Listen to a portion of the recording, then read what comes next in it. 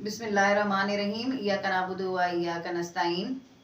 आज इंसाफ lawyers forum ने rule of law पर कॉन्फ्रेंस मुनक्किद की, जो कि अलहमरा हॉल नंबर 3 में की गई थी।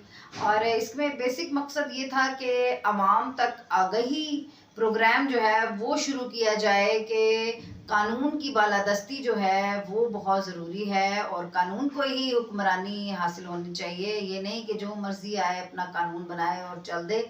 ये है कि अब हमने ये हमारे चेयरमैन साहब ने इसके ऊपर स्पेशल हमें कहा है कि हम इसको इस तहरीक को अपने गांव तक, अपनी तहसील लेवल तक और गली गली कूंचे तक इस तहरीक को पहुंचाएं।